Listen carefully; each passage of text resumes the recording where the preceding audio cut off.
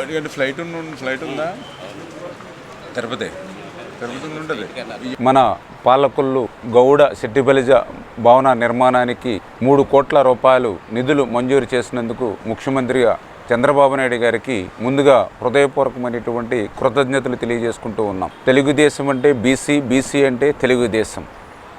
అదేవిధంగా నేను కూడా 14లో మొదటిసారి ఎమ్మెల్యేగా అయినప్పుడు ఆ 14, 19లో ఆ రోజు పెద్ద ఎత్తున ఎవరైతే నన్ను గెలిపించారో ఆ బడుగు బలహీన వర్గాల రుణం తీర్చుకునేటువంటి విధంగా ఆ రోజు ఆ యొక్క బీసీ ఎస్సీ సోదరులకు పెద్ద ఎత్తున రోజు సేవలు అందించిన విషయం మీ అందరికీ తెలుసు. అందులో భాగంగానే ఏదైతే గౌడ సెట్టిబలిజ భవనం ఆ యొక్క కులస్తులకి ఒక కళ 20-30 సంవత్సరాలుగా ఆ రోజు స్థల వివాదం ఉంటే ఆ దళిత సోదరులను కూడా ఒప్పించి మెప్పించి వాళ్ళు వేసినటువంటి ఫెన్సింగ్ని కూడా తీసి మరి ఆ గౌడ సెట్టిబలిజ భవనానికి సంబంధించినటువంటి స్థల వివాదం పరిష్కరించడమే కాకుండా ఆ యొక్క భవనానికి రోడ్డు ఫేసింగ్లో మరి 10-12 షాపులు ఆల్రెడీ ఉన్నటువంటి షాపులను కూడా మళ్ళీ వేరే రేపు షాపింగ్ కాంప్లెక్స్ నిర్మాణం చేసినప్పుడు వాళ్ళకి అక్కడ ఇస్తామని వాటిని కూడా తొలగించి ఆ యొక్క స్థలాన్ని అంతటిని కూడా ఆ రోజు సమకూర్చడం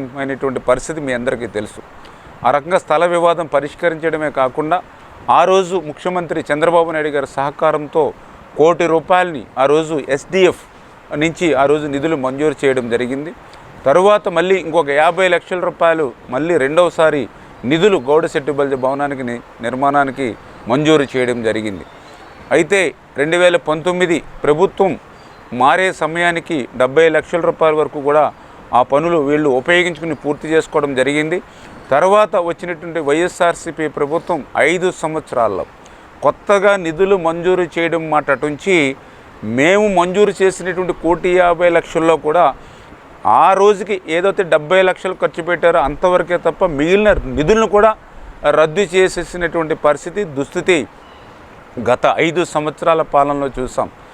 మరి ఏదైతే వైఎస్ఆర్సీపీ ఇన్ఛార్జీలు మారారు కానీ గౌడ సెట్టిబలిజ భవనం తలరాత మాత్రం మారినటువంటి పరిస్థితి.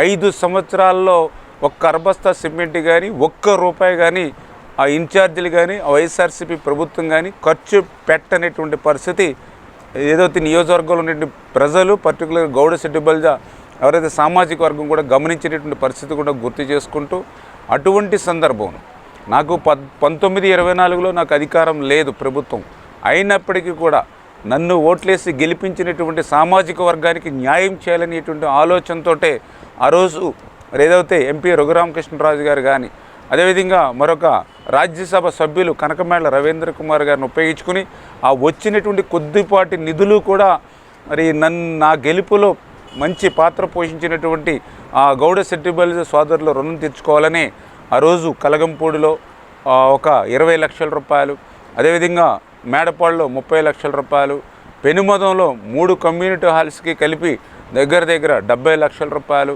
మట్టపర్లో 20 లక్షల రూపాయలు, వెలివెల్లో 30 లక్షల రూపాయలు, ఆగర్తిపాలెంలో 15 లక్షల రూపాయలు, వర్ధనంలో 15 లక్షల రూపాయలు, ఇవన్నీ కూడా ఓన్లీ గౌడ సెట్టిబలిజ భవనాలకు సంబంధించి కమ్యూనిటీ హాల్స్కి అధికారం లేనిటువంటి సమయంలో కూడా వారికి నేను ఆ రోజు నిధులు ఇచ్చి ఆ భవనాలను నిర్మాణం చేశాం. అధికారంలో ఉన్నటువంటి వైఎస్ఆర్సీపీ ప్రభుత్వం మాత్రం ఆ 5 సంవత్సరాలు చేసింది 0. అందులో పర్టికులర్గా కనీసం నియోజకవర్గ గౌడ సెట్టిబలిజ భవనాన్ని కూడా పట్టించుకున్నటువంటి పరిస్థితి లేదు. అటువంటి సందర్భంలో నారా లోకేష్ బాబు గారు యువగళం పాదయాత్రలో వచ్చినప్పుడు చించినాడులో సెట్టిబలిజ సామాజిక గౌడ వర్గీయులతో మరి సమావేశం ఏర్పాటు చేసినప్పుడు ఆ రోజు కూడా ఆయన మాట ఇచ్చారు. 6 నెలల్లో అధికారంలోకి వచ్చిన తర్వాత ఏదైతే గౌడ సెట్టిబలిజ భవనానికి సంబంధించిన నిధులు మరి పెట్టి మేము ప్రారంభిస్తామని ఆ రోజు చెప్పడం జరిగింది. అదేవిధంగా ప్రజాగళం యాత్రలో చంద్రబాబు నాయుడు గారు మరి గాంధీ బొమ్మల సెంటర్లో కూడా నేను కూడా ఆయన దృష్టికి తీసుకెళ్ళి ఆయన కూడా సహకరిస్తానని ఆయన కూడా చెప్పడం జరిగింది. ఈరోజు మేము అధికారంలోకి వచ్చాం మీ అందరి ఆశీర్వాదంతో. కానీ మీకు ఇచ్చినటువంటి మాట కట్టుబడి నేను కూడా గత గౌడ సెట్టిబలిజ కార్తీక వనసామారాధన కార్యక్రమంలో కూడా నేను కూడా చెప్పడం జరిగింది. ఖచ్చితంగా రేపు అధికారంలోకి వచ్చిన తర్వాత ఒక 3 కోట్ల రూపాయలు నిధులు పెట్టి దీన్ని పూర్తి చేస్తామని. మరి అధికారంలోకి వచ్చిన తర్వాత ఇచ్చినటువంటి మాటను నిలబెట్టుకోవడానికి చాలా ఆర్థికపరమైన ఇబ్బందులు. ఈవేళ 14 లక్షల కోట్ల అప్పు ఈ రాష్ట్రం మీద ఉన్నటువంటి పరిస్థితుల్లో ఈవేళ 1వ తేదీన జీతాలు పెన్షన్ల నిమిత్తమే 7,000 కోట్ల రూపాయలు 1వ తేదీనే ఇవ్వాల్సినటువంటి స్థితిలో మరి ఇంకా ఇతరత్ర సంక్షేమ కార్యక్రమాలు అటు రాజధాని ఇటు పోలవరం ఇవన్నీ పూర్తి చేసేటువంటి క్రమంలో నిధుల సమస్య అనేది చాలా చాలా తీవ్రంగా, ఎందుకంటే నేను కూడా చూస్తూ ఉన్నాను ఈ 5 నెలల నుంచి ఒక మంత్రిగా 2014-19లో కూడా చంద్రబాబు నాయుడు గారు ఇప్పుడు పడినటువంటి ఇబ్బందిని ఆ రోజు నేను చూడలా. అంటే 14 కంటే కూడా రాష్ట్ర విభజన అప్పుడు జరిగినటువంటి దానికంటే కూడా ఎక్కువ ఇబ్బందుల్లో ఉంది ఈవేళ రాష్ట్రం.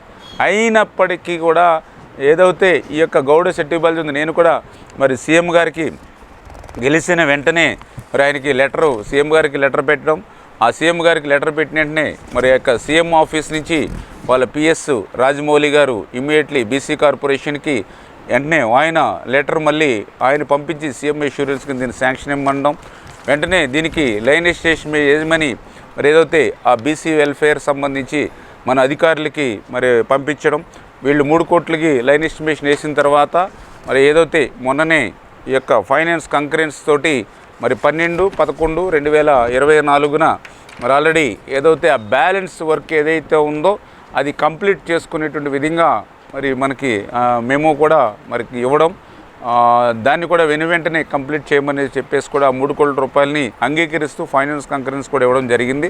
నిజంగా చాలా సంతోషం. ఎందుకంటే ఏదైతే ఈరోజు ₹1 నిధులు ఇప్పుడు నేను మంత్రిగా ఉండి నా శాఖకు సంబంధించే ఇప్పటికి ఇంకా నేను శాంక్షన్ అనేది ఇప్పటివరకు నా శాఖలో నా పాలకులకి నేను ఇంకా ఇప్పటికి తీసుకురాలేదు.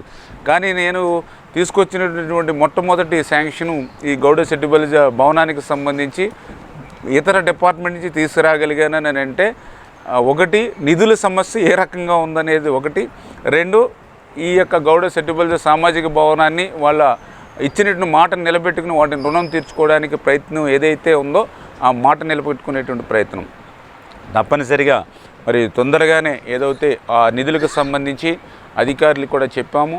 ఇప్పుడే ఎస్సీ గారితో అదేవిధంగా సెక్రటరీ భాస్కర్ గారితో కూడా పోలా భాస్కర్ గారు కూడా మాట్లాడడం జరిగింది. వెంటనే మీరు కూడా ఏ డిపార్ట్మెంట్ దీన్ని చేయాలో అవి కూడా డిసిషన్ కలెక్టర్ గారా లేకపోతే బీసీ వెల్ఫేర్ మీరు డిసిషన్ ఇచ్చి వెంటనే ఆ ఎస్టిమేషన్ అవి కూడా మళ్ళీ పంపించి మళ్ళీ టెండర్స్ ప్రక్రియను కూడా స్పీడప్ చేయమని చెప్పేసి ఇప్పటికే నేను ఎస్సీ గారితో అదేవిధంగా ఈ యొక్క బీసీ వెల్ఫేర్ సెక్రటరీ గారితో కూడా మాట్లాడడం జరిగింది. ఖచ్చితంగా ఈరోజు ఇచ్చినటువంటి మాటకు కట్టుబడి ఆ పనుల్ని మరి ఈ సంవత్సరంలో మరి ఆ టెండర్స్ని మరి ఏదో రకంగా స్పీడప్ చేసుకుని మరి త్వరితగతంగా పూర్తి చేసి ఆ గౌడ సెట్టిబల్జ్ భవన నిర్మాణాన్ని పూర్తి చేయడం ద్వారా ఆ యొక్క సామాజిక వర్గీయుల యొక్క కళ నెరవేర్చేటువంటి బాధ్యత మేము తీసుకుంటామని చెప్పి అందుకు సహకరించినటువంటి చంద్రబాబు నాయుడు గారికి, నారా లోకేష్ బాబు గారికి, పవన్ కళ్యాణ్ గారికి అందరికీ కూడా మరి నరేంద్ర మోడీ గారికి ఈరోజు నిధుల సమస్య ఉన్నప్పుడు కూడా కేంద్రం నుంచి ఆయన ఇచ్చేటువంటి సహకారం అందరికి కూడా మరొక్కసారి పేరున కూడా హృదయపూర్వకమైనటువంటి ధన్యవాదాలు మీ ద్వారా అందరికీ తెలియజేసుకుంటాను.